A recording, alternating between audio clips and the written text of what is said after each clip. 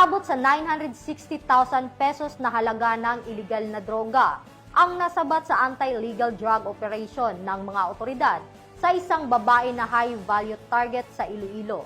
Nakatutok dyan si Patrolwoman Charmaine Balunsat.